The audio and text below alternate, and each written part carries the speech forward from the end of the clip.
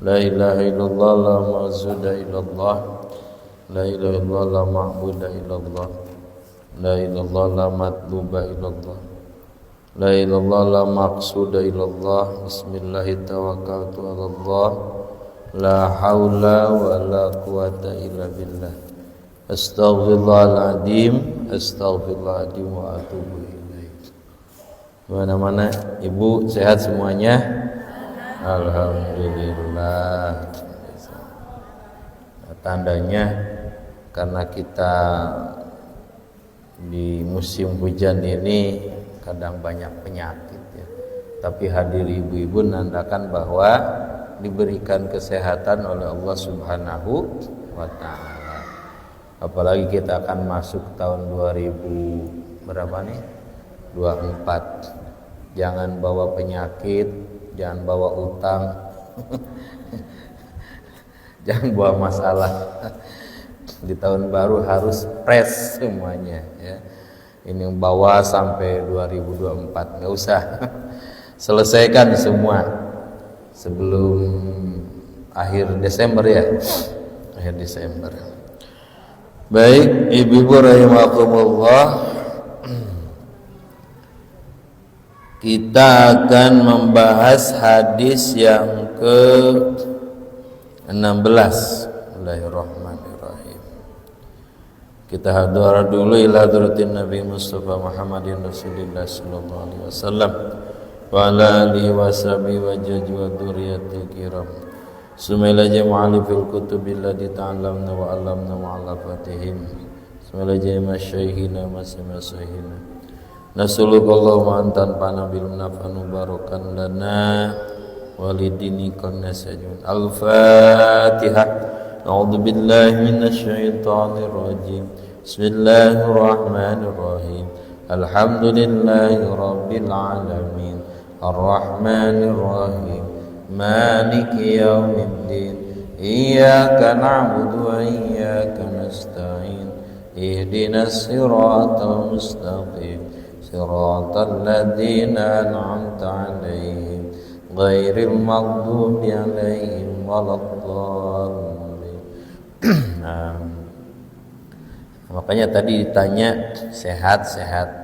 Kalau saya itu tandanya senang dan bahagia. Nah, kita akan bahas kunci kebahagiaan. Ini jadi kena angin ini ya. Kunci kebahagiaan. Bismillahirrahmanirrahim. Ittaqillaha haitsuma kunta wa atbi'is sayyi'atal hasanata tamhuha wa khaliqin nasi bihulukin hasanin. Ittaqillaha, harus bertakwa kepada Allah. Haitsuma kunta,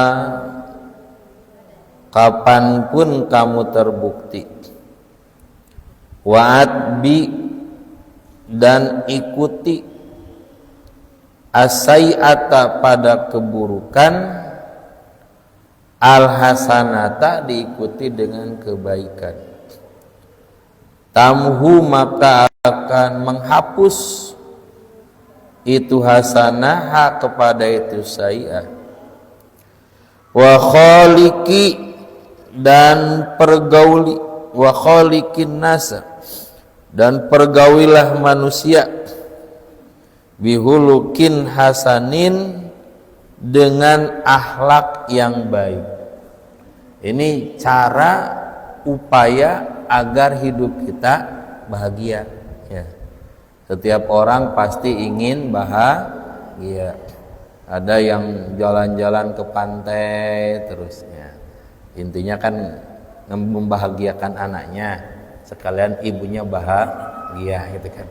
Tapi lebih banyak berenang ibunya daripada anaknya.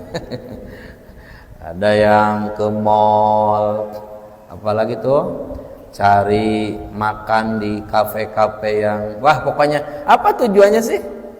Ingin bahagia. Targetnya bahagia ya. Ya, kalau dilihat di WhatsApp, Facebook itu supaya bahagia. Nggak ada orang nangis di posting di Facebook, lagi nangis, lagi sedih, nggak ada.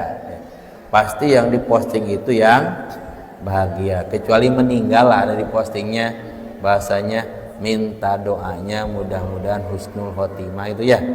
Tapi rata-rata postingan itu yang lagi bahagia, ya, lagi bahagia. Ini kita cerita bahagia kan sekarang lagi bahagia semuanya, lagi liburan, ya. Jadi nggak usah cerita yang sedih-sedih. Ya. Cerita sekarang adalah cerita apa?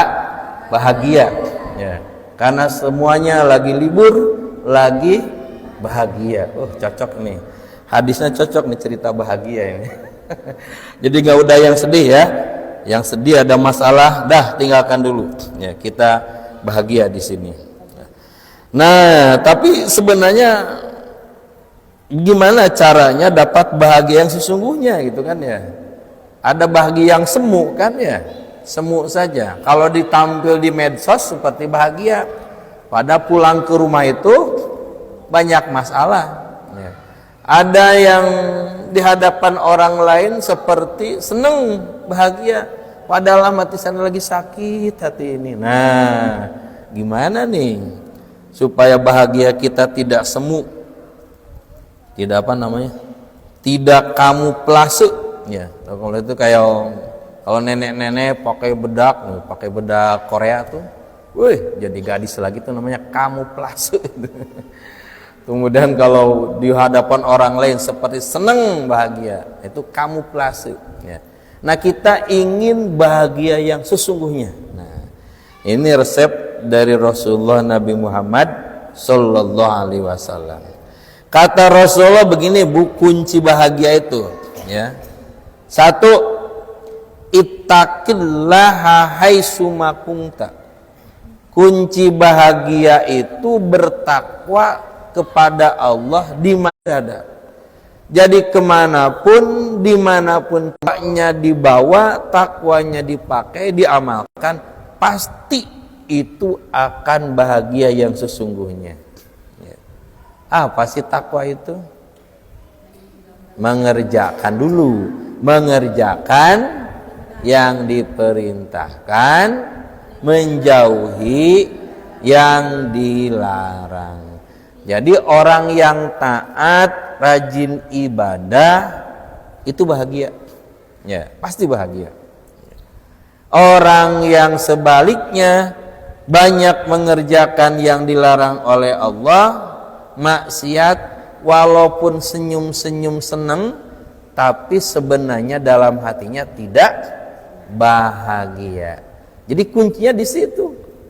Taat menjalankan perintah Allah.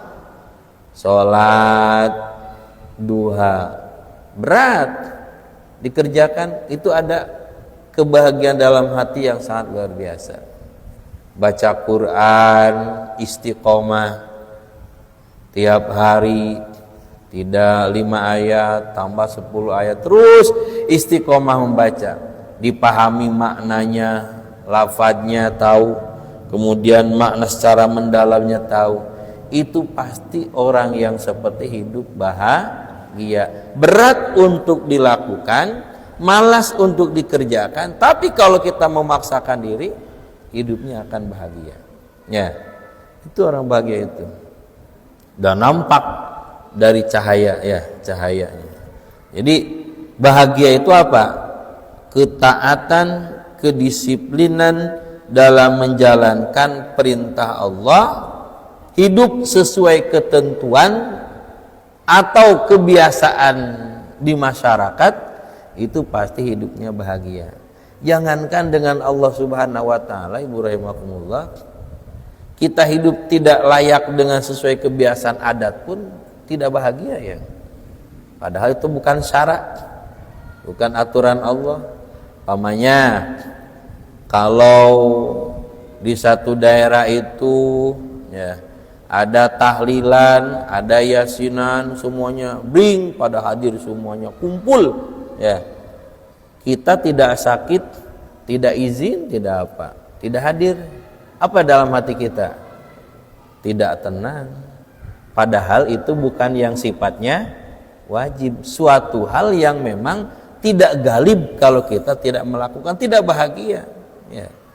Jadi mahasanahu syar'a, sesuatu yang kita kerjakan yang sesuai dengan ketentuan Allah dan Rasulnya, pasti akan bahagia. Kenapa demikian? Hadirin rahimakumullah, memang fungsinya agama itu untuk apa? Untuk hidup bahagia fungsinya agama itu. Makanya jangan dipersulit, ya. Jangan dipersulit, udah mudah disulit-sulit agama itu, jangan dipersulit. Karena target hidup agama itu beragama untuk bahagia. Wad'un ilahiyun sa'ikun didawil ukuli. Apa agama itu? Ketetapan Allah yang sasarannya untuk orang yang berakal, yang sempurna. Bihtiarihimun, kemudian ada pilihan, ya, mahmudah. Ilama yasluma dahum wa ma'asahum, untuk kebahagiaan dunia dan akhirat. Jadi target agama itu apa? Untuk kebahagiaan dunia dan akhirat. Maka dalam ibadah pun ibu jangan dipaksa-paksa, ya. Saya sebenarnya nggak mau untuk melaksanakan ini sampai lengkap semuanya, tapi saya ingin mencoba. Lakukan dulu dengan kesadaran. Awalnya terpaksa. Saya mah kalau duha belum, tapi senang saya baca Al-Quran lillah dan ada kenikmatan dalam hati. Lakukan itu. Kalau belum bisa dengan sholat duhanya, gak usah dipaksakan, ya, karena ada nyaman, ketenangan, bahagia di situ. Oh, saya senang kalau sholat tahajud malam, tapi duha baca Quran belum, yang sifatnya sunnah kan ini ya, bukan yang sifatnya wajib. Nah, lakukan itu, ya. Saya senang semuanya, tidak ada keterpaksaan, lillah karena Allah, itu kita lakukan semuanya, tenang, tentram, bahagia. Agama adalah memberikan kebahagiaan, tidak ada paksaan, ya. Orang tidak bisa sholat sambil berdiri, gimana caranya, Bu? Duduk, ya, dalam ilmu fikih. Tidak bisa sambil duduk, tidur berbaring. Nah, itu ada keringanan kan, ya, jangan dipaksakan. Orang sakit, Bapak harus berdiri, nah, nggak boleh, ya. Ya, semampunya berbaring. Tidak mampu sambil berbaring, biazpanihi, dengan kedipan mata, rukunya pakai kedipan mata, sujudnya pakai kedipan mata. Yang penting seperti itu. Kalau tidak mampu semua, ya namanya disolatin, namanya udah meninggal, itu namanya innalillahi, ya. Di perjalanan ibu naik naik kapal kelud, ya, naik kapal keludnya. Saya nggak mau sholat, kenapa? Tidak jelas kiblatnya. Nah, ada aturannya dalam ilmu fikih itu, ya. Kalau kita tidak tahu, tidak bawa kompas, kan di handphone sekarang sudah ada kompas ya di handphone itu, ya, yang pakai aplikasi apa tuh, waktu sholat udah mudah kan itu. Nah, ada aplikasi itu, kemana nih arah sholatnya? Oh, situ itu kan, ya. Kan kalau kapal kuda ada musola, Bu, ya. Kapal kuda ada musolanya. Itu ikutin aja kalau ada musola. Kalau tidak ada, ikutin kemana? Oh, ini. Yang penting waktu Allahu Akbar menghadap ke kiblat, menghadap kiblat. Pas nanti kapalnya belok nggak kiblat lagi, nggak apa-apa. Yang penting pada waktu Allahu Akbar kita niat menghadap ke kiblat. Sah sholatnya, sah itu, ya, sah sholatnya. Atau tidak tahu sama sekali mana ini kiblat, niatkan aja, yakin saya ini menghadap ke kiblat. Nah, itu mudah dalam agama itu, mudah. Ada seorang sahabat yang suami istri memang bajunya itu gantian, ya. Dalam satu kisah bajunya gantian. Kalau yang si laki-laki pakai lagi sholat, yang perempuannya saking miskinnya mungkin, ya, saking miskinnya. Sampai seperti itu ibadah sah, ya. Bahkan kalaupun ada orang tidak punya baju sama sekali, yang penting gelapin semuanya sholat, itu sah. Itu dalam Islam tidak memberikan beban berat, tapi Islam itu ringan, mudah. Sebab Islam itu targetnya ilama yaslu ma'adahum wa mas, untuk kebahagiaan dunia dan akhirat. Jadi takwa itu senang, orang yang beribadah itu senang. Yang tidak senang, yang tidak bahagia, orang yang terpaksa, itu yang tidak bahagia, ya. Jangankan sama perintah Allah, Kalau terpaksa anak ibu pun disuruh terpaksa tidak bahagia ya. Udah dimarahin, disuruh mengerjakan ini, pasti tidak bahagia anak ibu itu ya. Kita pun di hadapan Allah kalau terpaksa tidak bahagia. Yang itu adalah kesadaran. Maka bagaimana dengan menjalankan perintah Allah kita muncul adalah kesadaran ya, bukan keterpaksaan. Sadar sini adalah makhluk yang diciptakan oleh Allah, berarti ibadah saya bukan minta apa-apa. Ibadah saya karena bersyukur Allah telah memberikan segala sesuatu, berbagai hal pada saya, kan itu senang, bahagia ya. Nah, jadi orang yang hidup sesuai norma-norma agama pasti hidupnya bahagia. Tapi mengikuti hawa nafsu, coba kenapa maling sembunyi-sembunyi? Karena tahu yang dilakukan itu tidak baik dalam Islam. Kenapa orang mabuk sembunyi-sembunyi? Karena tahu itu bukan yang dibolehkan ya. Dia orang yang melanggar perintah Allah, walaupun senang atau di tempat lingkungannya itu adalah tempat maksiat, tapi dalam hatinya tersiksa. Kenapa? Karena yang ia lakukan ada pada yang dilarang oleh Allah Subhanahu wa taala. Tapi kalau di akhirat kelak kan ya, di akhirat itu kan ada keterangan khamar itu kan minuman ahli sorga ya. Di dunia tidak boleh mabuk. Anggur itu tidak boleh karena minuman ahli sorga di akhirat itu ada ya. Nah, kalau di sorga di akhirat tidak dilarang, senang saja, bahagia.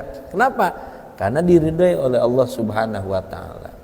Nah, jadi takwa ya, takwa. Menjalankan perintah Allah. Di mana saja takwa itu, Bu, kemanapun kita berada ya. Takwa itu kalau kata orang Sunda itu seperti ini nih, apa namanya? Pundak. Tahu pundak. Kalau orang Sunda namanya ini tak-tak ya.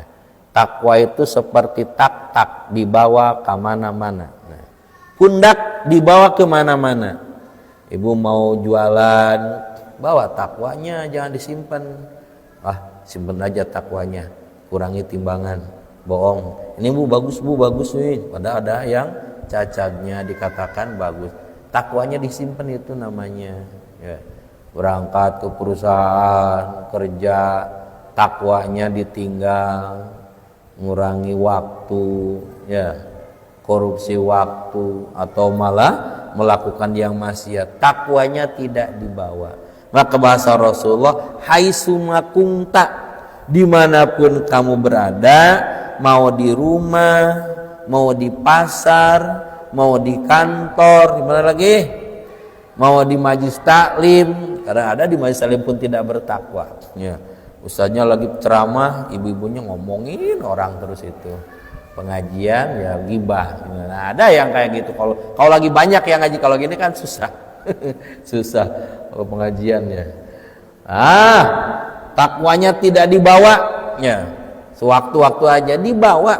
Haitsuma kunta itu dimanapun kita berada harus bertakwa. Ibu dengan anak-anak, mendidik anak-anak harus bertakwa mendidiknya ya. Didikan bertakwa bagaimana? Baik cara mendidiknya. Pokoknya agama ya. Jadi Islam itu untuk orang-orang yang berakal sempurna dan membawa kesenangan, kebahagiaan dunia dan akhirat. Sekarang di Eropa katanya banyak orang-orang yang masuk Islam ya. Yang terbaru itu kabar di mana? Di Argentina ya, di Argentina. Jadi orang-orang itu berbondong baris untuk melihat orang sholat gitu kan. Melihat orang, jadi ingin melihat orang sholat gitu kan. Dia orang non muslim ingin melihat orang sholat gitu. Kenapa ingin melihat orang sholat? Mungkin pada posisi dia yang dia pikirkan hidup dengan gelimangan harta tidak mendapatkan kebahagiaan. Kurang apa sih harta ya? Apalagi kalau dulu ya, Eropa itu kan jaminan bahagia rakyat itu kan sangat luar biasa. Jangankan di Eropa, di tetangga kita aja Singapura, supaya rakyatnya bahagia, jalan-jalan ke Batam itu ada uang untuk jalan-jalan, Bu ya. Kalau mau nginep di hotel mana direkomendasi sama negaranya. Oh, punya hotel Haris. Nah, itu udah ada rekomendasinya itu. Nanti ada potongan-potongan dari dana pemerintah untuk hidup bahagia. Kenapa? Karena mereka di negaranya itu apartemen, gak kayak kita rumah-rumah gini ya.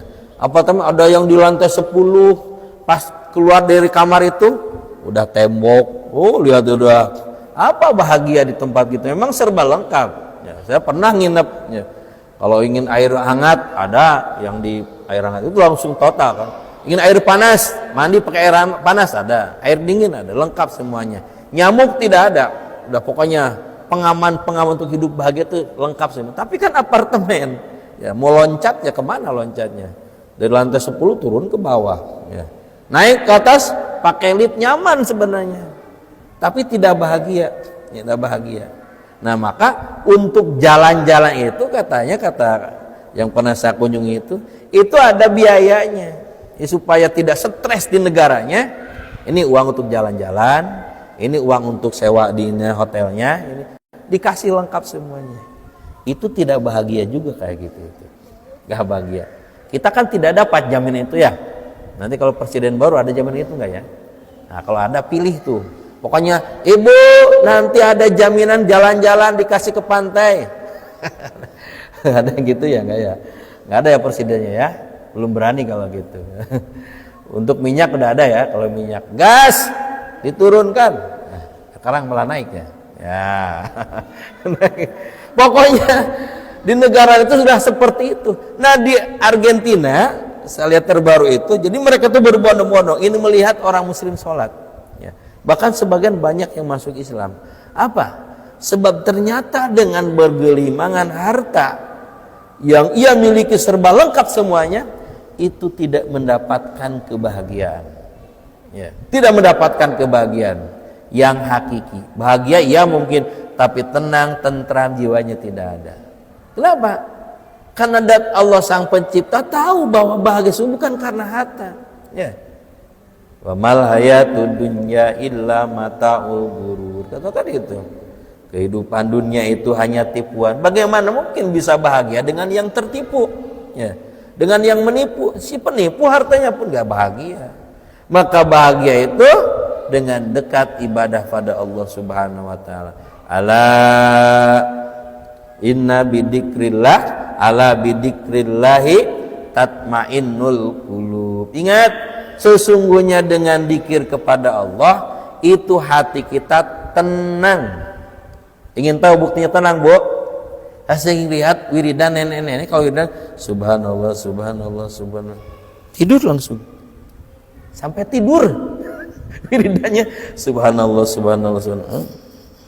Nah, tanda bahagia tuh wiridannya. Kalau banyak masalah nggak mungkin bisa ngantuk itu. Nggak mungkin itu. Tanda bahagia. Ibu lihat yang Jumatan, coba di Jumatan coba.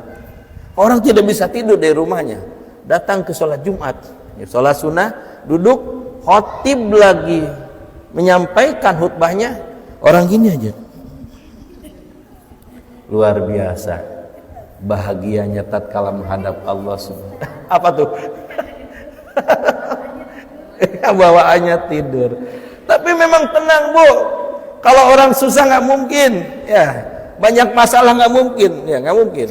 Itu tandanya bahagia, ya bahagia. Allah kasih kenikmatan luar biasa, yang tentunya dalam beribadah pada Allah Subhanahu. Dah. Itu resep yang sangat luar biasa, ya. Jadi bertakwa, ya, beribadah. Dan tidak nyaman memang. Tidak nyaman kalau kita melakukan maksiat itu, tidak nyaman, apalagi bagi orang yang beriman. Orang beriman sedikit saja terpeleset ke dalam kemaksiatan, apa yang akan terasa? Hidupnya tidak tenang, tidak tentram, tidak bahagia. Walaupun menguntungkan. Ya alhamdulillah untung. Tapi hati ini, hati kecil itu, ini rasanya bukan baik nih. Bukan yang diperintahkan. Ya. Karena begini, Bu, dalam hati setiap manusia itu diberikan petunjuk baik. Ya. Dalam hati setiap manusia apa? Berikan petunjuk baik. Ada seorang sahabat bertanya kepada Rasulullah, ya Rasul, tunjukkan aku kepada sesuatu hal yang paling baik dan benar. Apa kata Rasulullah? Istafti qalbaka, mintalah nasihat ke hatimu. Berarti dalam hati setiap manusia sudah tahu pilihan yang sesungguhnya yang terbaik. Orang yang maling pun tahu, orang melakukan maksiat pun tahu itu dilarang, karena sesungguhnya dalam hati kecil tahu itu tidak baik. Kata Rasul gitu, istafti qalbaka, mintalah nasihat ke hatimu. Nah, jadi maka tidak tenang orang yang melakukan maksiat, tidak tenang. Ya, walaupun menguntungkan, senang, bahagia, tidak tenang. Nah, oleh karena itu dalam segala hal kita harus kontrol, baik apa tidak baik, bermanfaat apa tidak. Jangan hanya dikerjakan mana perintah Allahnya, mana yang bermanfaatnya. Oh, ini tidak wajib, sunnah kerjakan. Oh, ini tidak sunnah, mubah, berarti niatkan baiknya. Oh, ini haram, tinggalkan, gitu kan ya. Dikontrol, jangan asal ayo ya, yuk kita ikut. Gak usah pikir-pikir dulu ya, harus berani untuk mengatakan iya atau tidak ya. Kalau kata orang Jerman yang datang ke Indonesia, orang Indonesia itu tidak bisa mengungkapkan tidak. Bisa, padahal tidak datang itu. Orang Indonesia itu katanya kebiasaan orang Indonesia. Siap, padahal tidak berangkat gitu. Tidak bisa mengatakan tidak ya orang Indonesia. Tapi tidak semuanya ya, nggak semuanya. Kalau di luar negeri itu katanya kalau iya, iya, kalau tidak, tidak gitu kan ya. Kalau di Indonesia iya semua kata. Ada iya dikerjakan, ada iya tidak dikerjakan ya. Nah, jadi pikir-pikir ya, timbang-timbang mana manfaatnya, baik apa tidak, perintah Allah apa bukan ya. Supaya apa? Supaya kita tetap ada pada kondisi takwa. Ittaqillah haitsuma kunta, dimanapun kita bertakwa pada Allah Subhanahu wa taala. Itu satu kunci bahagia. Yang kedua, saya sudah terperosok pada kemaksiatan, ini bagaimana? Nah, maka kata Rasulullah, wa'at bi isai'atal hasanata tamhuha. Kalau kita sudah kepalang masuk kepada kemaksiatan ya, caranya bagaimana? Bertobat ya. Yang kedua, lakukan sebanyak-banyaknya amal soleh, lakukan sebanyak-banyaknya kebaikan. Maka kebaikan yang kita kerjakan itu akan menghapus keburukan yang pernah kita lakukan ya. Jadi diantara cara bertobat, selain satu bertobat pada Allah Subhanahu wa taala, yang kedua tambah ya, dengan memperbanyak kebaikan, memperbanyak amal soleh. Ya Allah, saya dulu pernah menyekati Fulan bin Fulan, pernah sakit hati sama saya, tapi nggak tahu di mana Fulan bin Fulan. Dicari nomor HP-nya, ketemu. Saya sedekah, ditujukan, mudah-mudahan dosa-dosa diampuni untuk Fulan bin Fulan. Itu bisa seperti itu. Atau dulu punya kawannya sudah meninggal, saya pernah menyakiti orang tersebut, takut nanti di akhirat, nanti dihisab ya, ada kisos ya. Ya Allah, saya lakukan sedekah amal soleh ini, melakukan kebaikan, mudah-mudahan dosa-dosa saya diampuni oleh Allah Subhanahu wa taala. Itu namanya wa'at bi'isai'atal hasanata tamruha. Jadi jangan begini, dah kepalang tanggung nih, udah kepalang berontok, udah melakukan maksiat, lakukan lagi tambah. Enggak boleh gitu, Bu. Ada kisah di zaman Bani Israel. Ini sangat super bajingan nih orang ini. Super bajingan, atau super bajingan, sangat keterlaluan namanya. Orang itu membunuh 99 orang. Coba, ada orang membunuh 9 orang zaman sekarang? Nggak ada ya. Zaman itu membunuh 99 orang. Ini dalam hadis Rasulullah. Udah gitu mau bertobat, terbersit dalam hal ini bertobat, datanglah kepada seorang rahib Ya Rahib, saya sudah melakukan ini ceritakan. Saya ingin jadi orang baik, ingin berubah. Kata Rahib, wah ini udah dosa berat kamu ini. Kayaknya udah susah untuk jamu. Akhirnya si Rahib itu dibunuh lagi. Jadi berapa, Bu? 100 dibunuh oleh anak muda itu. Tapi tetap dalam jiwanya ingin berubah ya. Datang ke Rahib yang lain.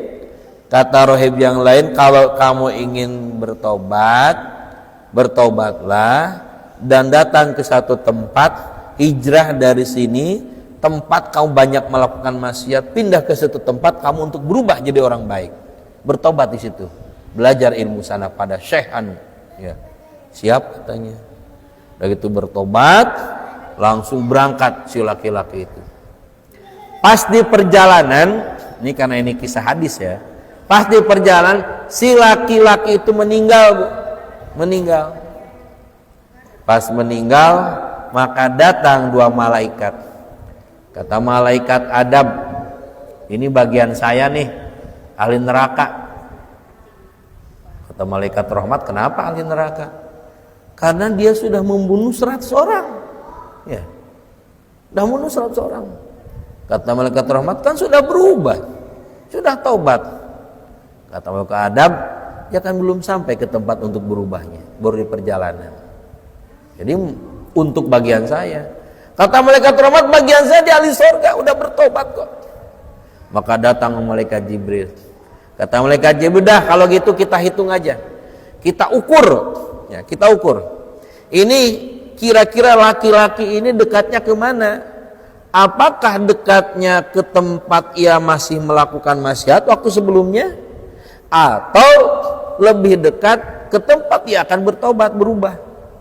Diukurlah, ternyata laki-laki tersebut dekat kepada tempat untuk berubah jadi orang baik.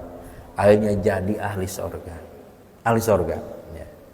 Apa maknanya dari kisah tersebut?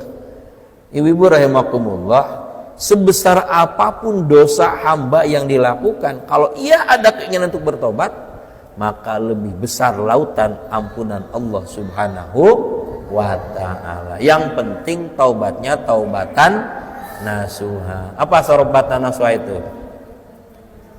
1, niat untuk tidak mengulangi. 2, merasa sedih karena telah melakukan maksiat. Ya. Yang ketiga, kalau ada keterkaitan dengan hablum minanas, minta dimaafkan atau minta diridhokan. Ya, itu kan cara taubatan nasuha, bukan taubat sambal atau taubat sambal. Taubat sambal itu udah pedas makan sambal sampai keluar air mata. Besoknya buat sambal lagi, makan sambal lagi. Itu namanya taubat sambal. Nah, taubat itu nggak boleh pakai taubat sambal, ya.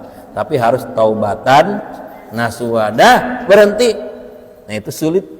Sulit, Bu. Sulit. Kadang syaitannya lebih berat, ya, lebih kuat, syahwatnya tinggi, maka tidak ada lagi fasta'id billah, mintalah perlindungan pada Allah Subhanahu wa taala. Caranya sebenarnya diri kita harus banyak disibukkan dengan kebaikan-kebaikan itu, ya. Jadi kalau ada kegiatan apa saja supaya tidak terperosok lagi. Kayak orang yang terkena narkoba, kenapa? Udah dipenjara ke narkoba lagi. Karena di situ tidak ada aktivitas kegiatan yang positif, ya. Akhirnya kembali lagi ke situ. Maka harus disibukkan diri kita dengan hal-hal yang baik. Jadi Islam itu kan berbuat, bekerja, berkarya, itu kan itu Islam, ya. Man amila solihan, bahasa Allah kan itu, barang siapa yang beramal soleh. Amal itu berbuat, ya. Bukan saja sholat, bukan saja dzikir, bukan saja puasa, berbagai hal yang baik itu kita lakukan. Itu Islam, ya. Bukan, jadi banyak aktivitas dalam Islam itu, ya. Perbuatan, pekerjaan, berbagai hal. Nah, di saat kita terperosok kepada kemaksiatan, ibu rahimakumullah, maka caranya bertobat dan lakukan kebaikan-kebaikan. Ya. Bahkan ada dalam keterangannya ya, wudu yang sempurna, dosa-dosa kita diampuni oleh Allah Subhanahu wa taala dengan wudu yang sempurna. Kan ada seperti itu ya. Jadi cara yang mudah diantaranya untuk kita kembali kepada kebaikan tatkala kita terperosok kepada kemaksiatan, maka lakukan amal soleh kebaikan-kebaikan, maka akan bahagia ya. Disebut dengan taubat ya. Kalau taubat itu enaknya malam ya. Malam sepertiganya malam, ilastulil firdausi ahla, jam segitu tuh sepertiganya malam nyentir.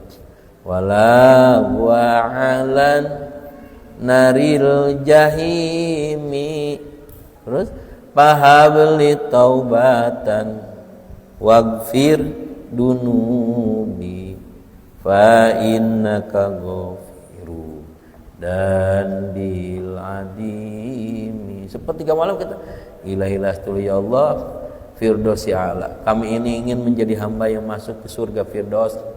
Wala qa'ala, tapi kami tidak mampu, terperosok juga kami kepada kemaksiatan ya.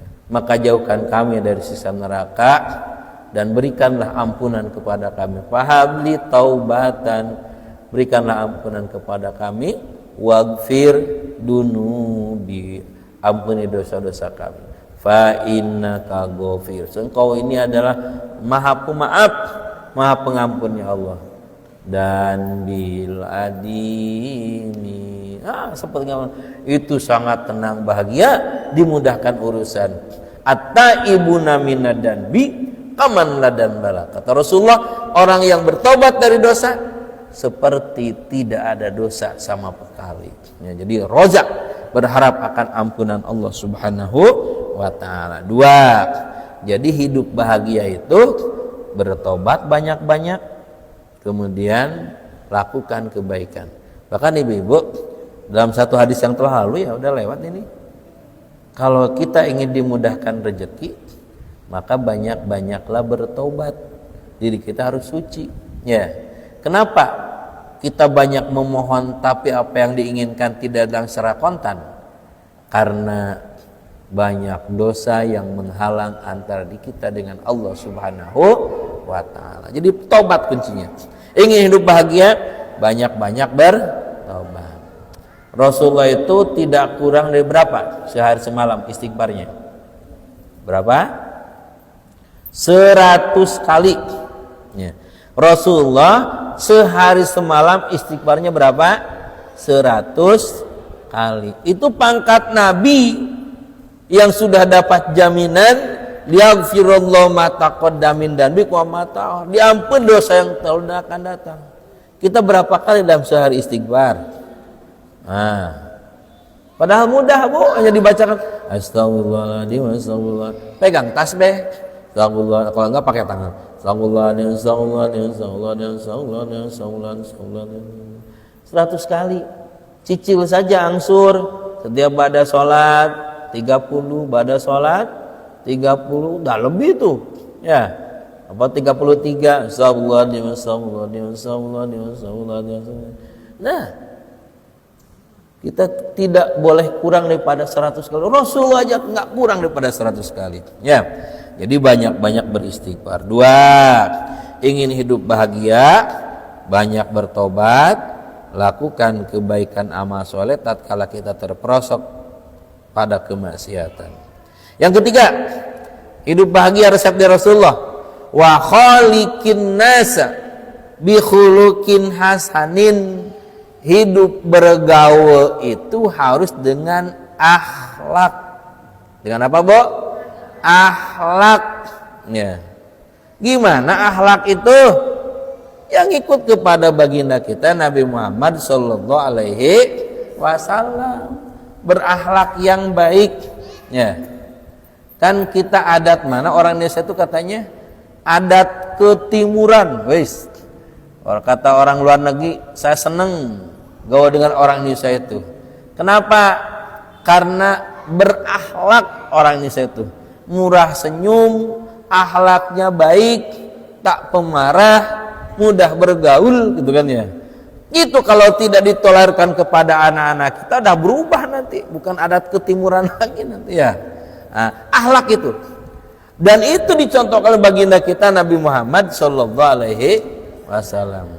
Ibu-ibu rahimakumullah, orang kafir Quraisy sampai percaya tatkala memindahkan Hajar Aswad, padahal di situ Nabi Muhammad SAW belum jadi rasul, ya. Di situ siapa yang kira-kira untuk memindahkan Hajar Aswad? Kata pembesar Quraisy, dari berbagai kabilah ngaku, kabilah saya yang paling gagah, kabilah saya paling gagah, kabilah saya, semuanya hampir berantem, hampir perang. Pada waktu Ka'bah dipugar, di situ berebut siapa yang harus berhak memindahkan Hajar Aswad. Akhirnya keputusannya bagaimana? Okelah, gini aja. Siapa yang pertama datang ke masjid, ke Ka'bah, itulah yang pertama memindahkan Hajar Aswad. Ternyata yang paling pertama datang adalah Nabi Muhammad sallallahu alaihi wasallam, Rasulullah, ya. Dan di situ Rasulullah pas ditetapkan bahwa yang boleh adalah Nabi Muhammad. Apa kata kabilah-kabilah? Kalau Muhammad yang memindahkannya, saya setuju. Kabilah B setuju. Bani Hasyim, Bani Muthalib, semuanya saya setuju. Kenapa semua setuju? Karena kata kabilah-kabilah, Muhammad itu orangnya Al-Amin. Apa Al-Amin artinya? Orang yang terpercaya. Ya. Itu belum jadi rasul tuh. Ya. Kata kabilah, saya percaya karena Muhammad orangnya Al-Amin. Jadi Al-Amin itu bukan gelar dari para sahabat. Ya. Gelar Al-Amin itu diberikan dari pembesar Quraisy, orang-orang kafir Quraisy. Sampai seperti itu Rasulullah mendapatkan gelar dari orang Quraisy yang tidak beriman. Karena apa? Karena akhlaknya. Berarti Ibu, iya ya. Dar minum dulu kalau gitu. Iklan dulu sebentar.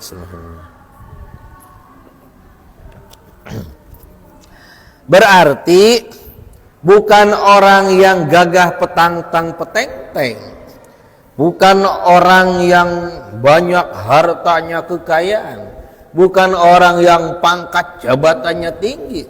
Orang yang mulia itu, yang istimewa di hadapan manusia masyarakat itu adalah siapa? Orang yang akhlaknya baik.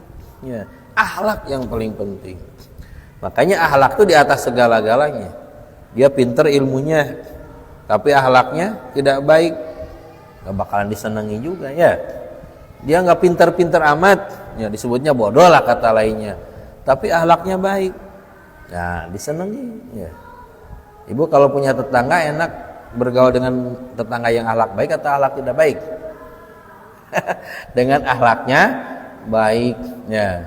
Akhlak baik, tetangganya ini marah sana marah sini gara-gara sedikit aja nggak seneng ya.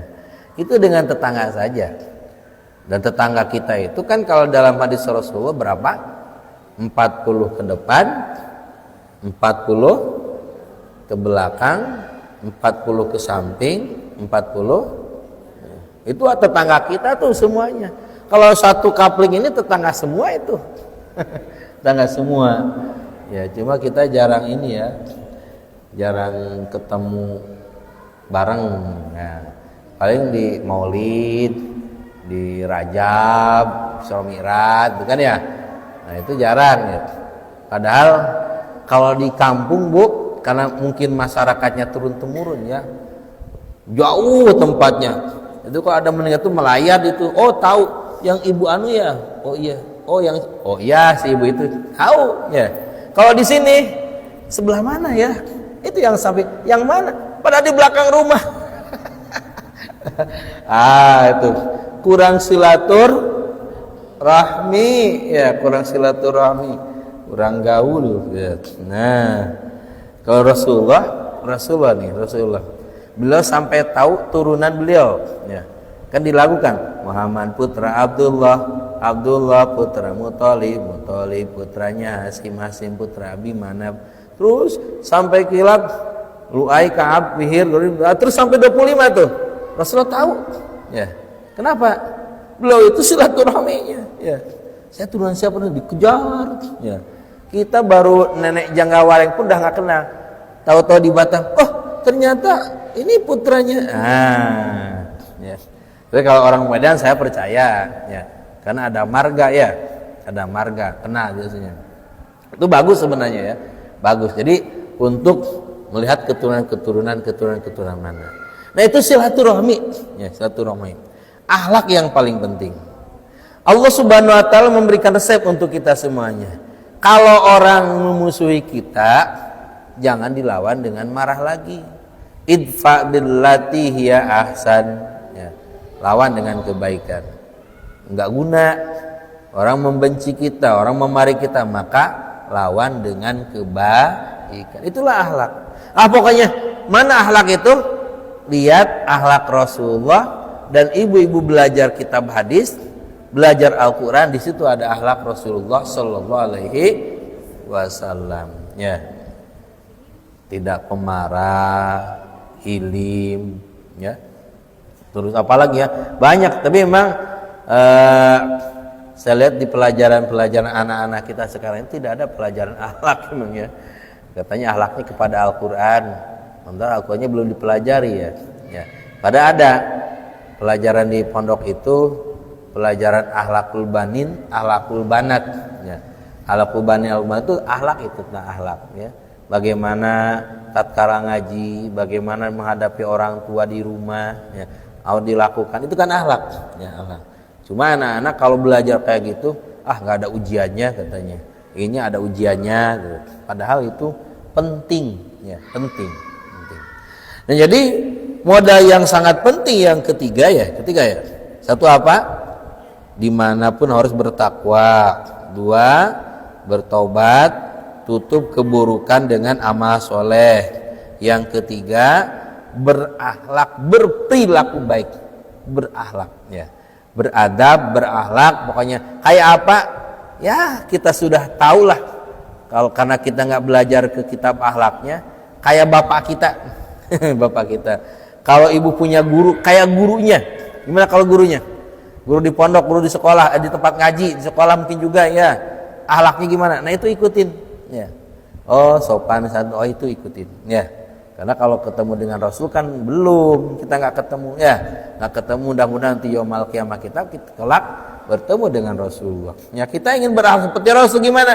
Ya pelajari nanti hadisnya. Ya makanya saya pelajari kitab Mukhtalul Ahadits ini supaya mudah-mudahan ada nanti perilaku yang baik dari akhlak Rasulullah bisa kita amalkan di sini. Ya banyak ilmu-ilmunya nanti. Itu Bu ya. Jadi kita senang, kita bahagia. Tapi sesungguhnya yang bahagia yang benar dan sebenarnya kata Rasul apa? 3. 1. Bawa takwa kemana-mana. Pakai takwa itu. Yang kedua apa? Banyak-banyak bertobat. Tutup dengan amal soleh dan kebaikan. Keburukan kita itu akan menghapus dari keburukan kita. Yang ketiga, pakai akhlak dimanapun berada. Akhlak di rumah, akhlak bermasyarakat, akhlak di kantor, akhlak di PT, akhlak berjualan, semuanya ada. Dan kita belajar tentang ilmu akhlak. Dan Rasulullah SAW dipuji oleh Allah Subhanahu Wa Taala karena apa? Karena akhlaknya. Wa innaka la'ala khuluqin adim. Engkau Muhammad yang sangat luar biasa, akhlak paling mulia. Ya. Kalau dari rumah Rasulullah akhlaknya bagaimana? Kata Siti Aisyah ya banyak yang mendengar bagaimana lihat akhlak Rasul itu sangat sayang terhadap istrinya Rasulullah itu. Ya, sayang, tidak pernah membentak, bahagia pokoknya berumah tangga Siti Aisyah dengan Rasulullah SAW. Kalau di tempat-tempat lain tadi majelis Rasulullah itu sampai suatu saat ada sahabat yang telat datang. Ya, kalau di Rasulullah itu kan kalau ngaji itu berdempetan Bu. Oh kayak sampai sini.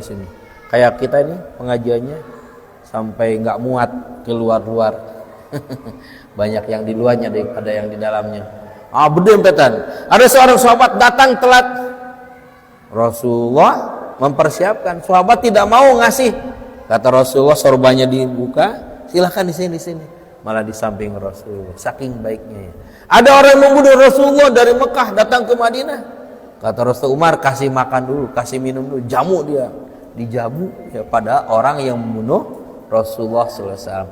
Itu contoh kecil diantaranya akhlak baginda kita Nabi Muhammad SAW. Kalau ceritakan kan banyak-banyak lagi. Ya, bertahap saja. Yang penting kita belajar agar akhlak kita sesuai dengan baginda kita Nabi Muhammad SAW. Nanti sebenarnya di materi selanjutnya nanti ada bagaimana akhlak yang baik itu caranya, nanti kita bahas ya. Itu saja, mudah-mudahan bermanfaat. Jadi ini materi cocok ya di momen kita lagi libur, di momen kita lagi bahagia. Tapi awas, bahagia yang sesungguhnya kata Rasulullah adalah orang yang bertakwa, orang yang berakhlak, orang yang senantiasa banyak bertobat, banyak amal soleh. Itu adalah orang yang bahagia sesungguhnya. Mudah-mudahan bermanfaat dan semoga Allah Subhanahu wa taala memberikan taufik dan hidayah kepada kita semuanya. Amin Allahumma amin. Mau bertanya atau cukup?